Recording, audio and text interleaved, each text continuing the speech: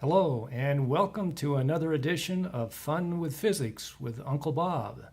Today we'll be looking at the Gateway Arch in St. Louis and see how close those guys came to creating an optimized structure as far as having all compressive forces in the arch with no bending moments. So here you see video, actually a still photo taken. I've drawn in the centroid of the arch here, the yellow dotted lines. That would be the center of mass of the triangular cross section. Originally designed, this arch was to have a quadrilateral cross section. It was designed by a guy by the name of Saarinen.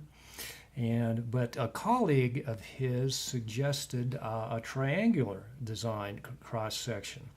So later Saarinen changed the design. The final design indeed became triangular in cross section. However, Saarinen did not give credit to his colleague Carl Milles for his idea. This created a lot of animosity, and ultimately they became arch enemies over this. So what we're going to be seeing is my evaluation. I'll be constructing through a computer program I wrote in Power Basic a structural analysis of the shape of this arch here. The triangular cross sections I will keep the same as in the arch as built. So we'll go ahead and show you the parameters and constraints for the problem in order to determine an optimum shape. The first you'll see, number one, we'll have the base equal to the height. In other words, aspect ratio of 1 to 1. Number two, 3.2 ratio, the column width at the base to the column width at the top. By column widths here, I'm talking about the diameters or linear dimensions of the cross sections. Number three, we want all compressive forces and no bending moments to ensure an optimum shape here. Number four, I will later on put in live loads of trams at the top of the arch. There are two trams that go to the top of the arch. Number five, one of the last design changes those guys put in was they filled the lower half of each leg on this arch with concrete to the extent that this concrete in weight is greater than 2 times the weight of all the steel in the arch. This arch is a stressed skin steel design with an inner and outer paneling or layer of steel, the outer being stainless steel, the inner a high carbon steel of some type. This creates a space in between called the annulus. This is where that concrete was placed. Number six, the plate thickness up and down, all assumed to be constant for the purposes of this analysis. So we'll go on. I'll flip this over and show you a little bit how I arrived at the plots you're about to see. So we have an inline force. We'll assume that this is F1 coming into a small segment of the arch. I have several hundred small segments of the arch to model this arch. In other words, the arch itself was broken down into very small links, hundreds, like I said. We will have a compressive force F1 coming in from the top from the segment up above. This has got to be in line with this to ensure a compressive force. Also, we'll have weight of gravity acting on this small segment down, giving a resultant force down here of F2. This angle will be pushing on the next segment down, which will be right here in line with F2. This F2 will become the new F1. And so what I did was start at the top of the arch where we have a compressive force. We will initially guess what that compressive force is, then work our way down by adding in each segment as I just described and seeing how long and what shape this arch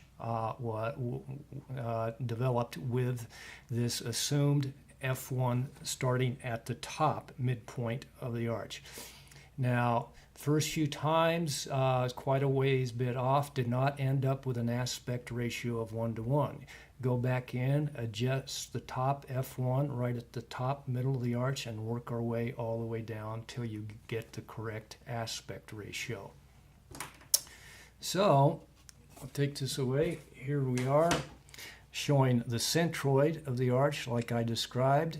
To tell you again, this is where I started with my calculations, or the computer did. This was written in Power Basic, taking very, very small segments, just working my way down. These are not the segments themselves, they are where the segments are located.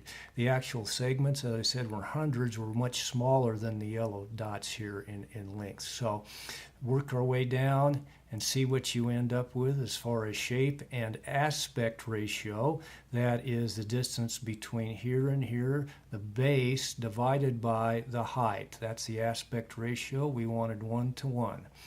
So as we worked our way down, and I did this, I'll bring up the first plot, which is right here. This is what I got without adding in top tram live forces here and without the concrete in the bottom half of this leg. This is strictly the steel structure itself, and this is what I got. If I add in the top weight for the trams and fill the annulus with concrete here and here, this is what I got in black here.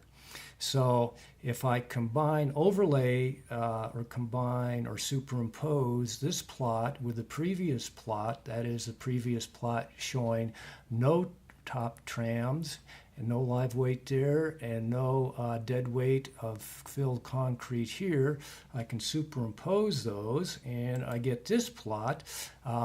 Again, the blue is the just the plain structure itself. The black is with the added weights at top and concrete at the bottom. The main thing, the point here is notice how very, very close they are. They're not the same plot, but they come close. Okay, so at this point we have a pretty good idea of how an optimum arch would look as far as design structure viewed from this angle. Again, we keep the same cross-sectional geometry. So if I can take this arch and I'll superimpose it right here on the picture of the arch, you'll see vaguely the optimized ideal arch structure from the computer plot I just described is overlaid right here. And I'll follow it around. Here it goes around. It's below, it's going right at the bottom of the arch here, coming through the centroid at this point and going outside, just barely outside this arch here. Same on the other side, it's just barely on the outside of the arch. So the point is that these guys came pretty close, but it's still not an optimized structure, although they did come very close. If they had built using the arch I've just developed here, it would have been a stronger structure, but I doubt by very much. So the arch itself was was picked for one of the big reasons was aesthetic reasons. So I don't know if the arch I've developed here would be more pleasing to the eye or not. That's not for me to say. I'm just showing that indeed there is a fairly close correlation between what these guys did long ago and what I determined to be the optimized arch structure. So that's all for today. We'll see you next time.